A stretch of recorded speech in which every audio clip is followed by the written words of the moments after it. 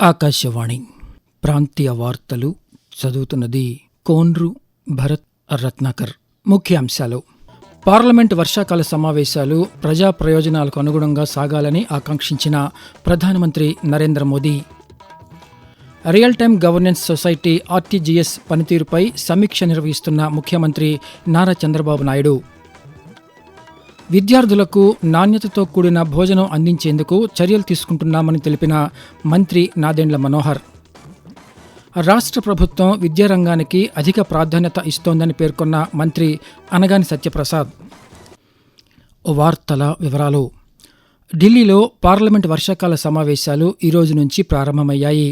ప్రారంభానికి ముందు ప్రధానమంత్రి నరేంద్ర మోదీ దేశ ప్రజలను ఉద్దేశించి ప్రసంగించారు.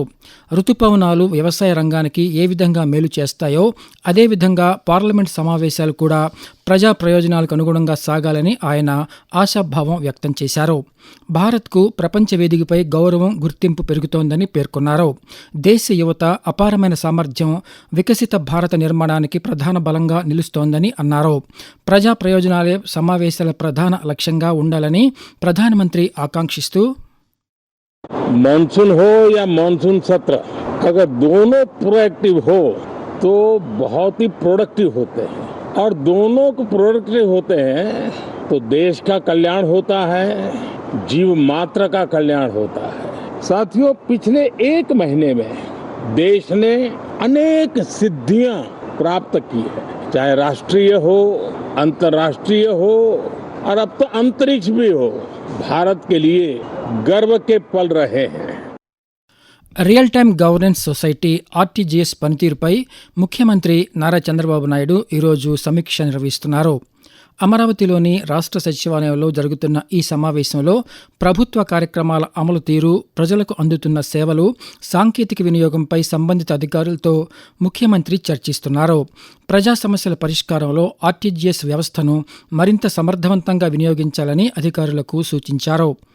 ప్రభుత్వ పథకాలు, అభివృద్ధి కార్యక్రమాలపై క్షేత్రస్థాయి సమాచారాన్ని ఎప్పటికప్పుడు విశ్లేషించి వేగంగా చర్యలు తీసుకునేలా వ్యవస్థను బలోపేతం చేయాలని ముఖ్యమంత్రి ఆదేశించారు.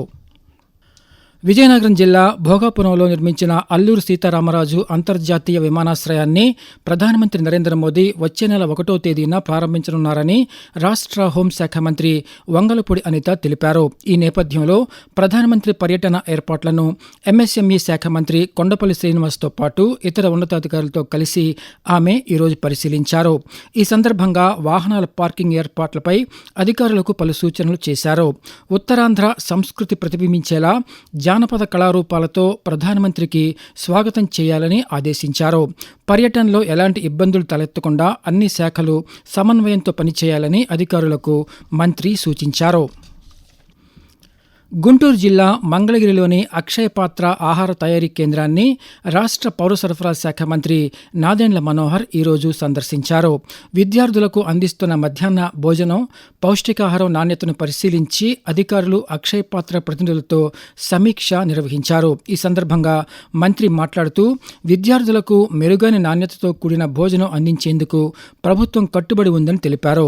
వీలైనంత త్వరగా ఆవిరి మీద ఉడికించిన అన్నం, స్టీమ్ రైస్ అందుబాటులో తీసుకురావడానికి ప్రణాళికలు సిద్ధం చేస్తున్నామని మంత్రి వెల్లడిస్తూ, ఇప్పుడు మధ్యాహ్న భోజనానికి కూడా మేము తప్పకుండా స్టీమ్ రైస్ ఇస్తే బాగుంటుందని ఇక్కడ వారి జనరల్ మేనేజర్ గారు వారు సంప్రదించినప్పుడు చెప్పారు. సో తప్పకుండా మార్పు తీసుకొచ్చే విధంగా మేము ఆలోచిస్తున్నాం. రాబోయే రోజుల్లో ఈ 43,000 ప్రభుత్వ పాఠశాలలో కూడా మేము అందించే పౌష్టికాహారం తప్పకుండా మన బిడ్డలకు ఉపయోగపడే విధంగా ఎక్కడ పొరపాటు లేకుండా ఇంటి నుంచి టిఫిన్ క్యారియర్ తీసుకురాకుండా ఉండాలనేది మా ధ్యేయం. అటువంటి పౌష్టికాహారం సాంబార్ కానివ్వండి, దాల్ కానివ్వండి, రైస్ కానివ్వండి, అదే విధంగా వీరికున్న మెనూ ప్రకారంగా రకరకాల మార్పులు చేసి ప్రతిరోజు వారంలో ఎక్కడ కూడా వాళ్ళకి ఇబ్బంది కలగకుండా ఉండడం కోసం మా ప్రయత్నం.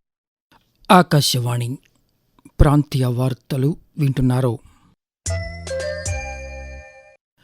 రాష్ట్ర ప్రభుత్వం విద్యారంగానికి అధిక ప్రాధాన్యత ఇస్తోందని రెవెన్యూ శాఖ మంత్రి అనగాని సత్యప్రసాద్ తెలిపారు. తిరుపతిలోని పద్మావతి విశ్వవిద్యాలయం ఆడిటోరియంలో ఈరోజు నిర్వహించిన షైనింగ్ స్టార్స్ కార్యక్రమానికి ముఖ్య అతిథిగా హాజరైన మంత్రి పరీక్షల్లో అత్యధిక మార్కులు సాధించిన 270 మంది ప్రభుత్వ పాఠశాలల విద్యార్థులను మంత్రి సన్మానించారు. ఈ సందర్భంగా ఆయన మాట్లాడుతూ ప్రభుత్వ పాఠశాలలు ప్రైవేట్ విద్యా సంస్థలకు ధీటుగా విద్యను అందిస్తున్నాయని అన్నారు. ప్రభుత్వ పాఠశాలల్లో మౌలిక సదుపాయాలు గణనీయంగా మెరుగుపడ్డాయని పేర్కొన్నారు. విద్యార్థులకు క్రమశిక్షణతో కూడిన నాణ్యమైన విద్యను అందిస్తున్నామని మంత్రి అనగాని సత్యప్రసాద్ తెలిపారు.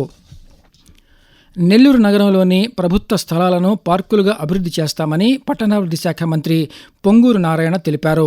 నెల్లూరులోని చిల్డ్రన్స్ పార్కును ఆయన ఈరోజు పరిశీలించి చేపట్టనున్న అభివృద్ధి పనులపై అధికారులతో సమీక్ష నిర్వహించారు. ఈ సందర్భంగా మంత్రి మాట్లాడుతూ ప్రభుత్వ భూములు ఆక్రమణకు గురికాకుండా ప్రజలు కూడా సమాచారం అందించాలని, గుర్తించిన ప్రతి ప్రభుత్వ స్థలాన్ని దశల వారీగా పార్కులుగా అభివృద్ధి చేస్తామని చెప్పారు. చిల్డ్రన్స్ పార్కులో పిల్లలను ఆకట్టుకునే ఆధునిక ఆట పరికరాలను ఏర్పాటు చేయనున్నట్లు మంత్రి వెల్లడించారు. రాజమహేంద్రవరం పార్కు తరహాలో నెల్లూరు పార్కును అభివృద్ధి చేస్తామని నారాయణ స్పష్టం చేశారు. నంద్యాల జిల్లా బనగానపల్లిలోని ప్రభుత్వ బీసీ బాలికల సంక్షేమ వసతి గృహాన్ని రహదారులు భవనాల శాఖ మంత్రి బీసీ జనార్దన్ రెడ్డి నిన్న సందర్శించారు. ఈ సందర్భంగా వసతి గృహంలో విద్యార్థులకు కల్పిస్తున్న వసతులు, ఆహార నాణ్యతను పరిశీలించి అధికారులకు పలు సూచనలు చేశారు. అనంతరం ఆయన మాట్లాడుతూ ప్రభుత్వ సంక్షేమ వసతి గృహాల్లో అన్ని రకాల మౌలిక సదుపాయాలను కల్పిస్తున్నామని తెలిపారు. విద్యార్థులకు ఎలాంటి ఇబ్బందులు తలెత్తకుండా చూడాల్సిన బాధ్యత సిబ్బందిపై ఉందని స్పష్టం చేశారు. విద్యార్థులు సెల్ ఫోన్లకు దూరంగా ఉండి చదువుతో పాటు పరిసరాల పరిశుభ్రతను కూడా పాటించాలని మంత్రి సూచిస్తూ చదువు ఎంత ముఖ్యమో పరిశుభ్రత కూడా అంతే ముఖ్యం. మీరందరూ కూడా బాగా చదువుకొని విద్యార్థులందరూ కూడా మంచి ప్రతిభావంతులు కావాలి. మీ తల్లిదండ్రులకు పేరు ప్రతిష్టలు తేవాలి. మీరు చదువుకునేటువంటి స్కూళ్ళలో కూడా చేయాలి. ముఖ్యంగా సెల్ ఫోన్ మానేది తల్లి. అందరూ బాగా చదువుకోవాలని కోరుకుంటూ మీ అందరూ కూడా ఒత్తిడిలు కావాలని చెప్పి తెలియజేస్తూ మీ దగ్గర సెలవు తీసుకుంటున్నాను. దేశానికే ఆదర్శంగా నిలిచేలా రాష్ట్రంలో విద్యా విధానాలు అమలవుతున్నాయని విశాఖపట్నం మెట్రోపాలిటన్ ప్రాంత అభివృద్ధి సంస్థ విఎంఆర్డీఏ చైర్మన్ ప్రణవ్ గోపాల్ పేర్కొన్నారు. విశాఖపట్నంలో నిర్వహించిన షైనింగ్ స్టార్స్ కార్యక్రమంలో ఆయన ఈరోజు పాల్గొని ప్రభుత్వ పాఠశాలల్లో ఉత్తమ ఫలితాలు సాధించిన విద్యార్థులను సన్మానించారు.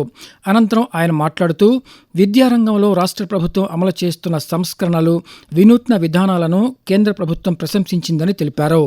లీప్ వంటి కార్యక్రమాలు ప్రభుత్వ విద్యా వ్యవస్థలో సానుకూల మార్పులకు దోహదపడుతున్నాయని అన్నారు. ప్రభుత్వం అమలు చేస్తున్న అభివృద్ధి కార్యక్రమాలపై అధికారులు, ప్రజాప్రతినిధులు సమన్వయంతో పనిచేసి ప్రజలకు వాటి ప్రయోజనాలను వివరించాలని జలవనరుల శాఖ మంత్రి నిమ్మల రామానాయుడు సూచించారు. పశ్చిమ గోదావరి జిల్లా పాలకొల్లులో నిర్వహించిన అధికారులు, ముఖ్య నాయకులతో కూడిన నియోజకవర్గ సమన్వయ కమిటీ సమావేశంలో ఆయన నిన్న పాల్గొని మాట్లాడారు. నియోజకవర్గంలో చేపడుతున్న రహదారులు, డ్రైనేజీలు, పంట కాలువలు, జల్ జీవన్ మిషన్ పనులు, పార్కులు, శ్మశాన వాటికల అభివృద్ధి పనులను ఎప్పటికప్పుడు సమీక్షించాలని అధికారులను ఆదేశించారు. అభివృద్ధి పనులను నిర్ణీత గడువులోగా వేగవంతంగా పూర్తి చేసి ప్రజలకు అందుబాటులోకి తీసుకురావాలని మంత్రి సూచించారు. నీటి సంరక్షణ, నిర్వహణతో పాటు ముఖ్యంగా వర్షపు నీటిని సద్వినియోగం చేసుకోవడానికి కేంద్ర ప్రభుత్వం జలశక్తి అభియాన్లో వర్షపు నీరు ఒడిసిపట్టడం, క్యాచ్ ది రెయిన్ అనే కార్యక్రమాన్ని చేపట్టింది. దేశవ్యాప్తంగా అనేక జిల్లాలలో ఈ ప్రచారాన్ని నిర్వహిస్తోంది.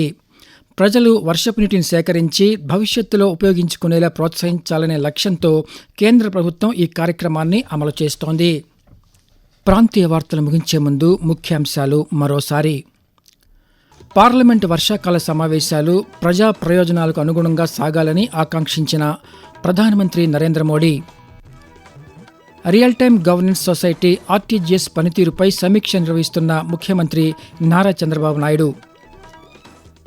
విద్యార్థులకు నాణ్యతతో కూడిన భోజనం అందించేందుకు చర్యలు తీసుకుంటున్నామని తెలిపిన మంత్రి నాదెండ్ల మనోహర్.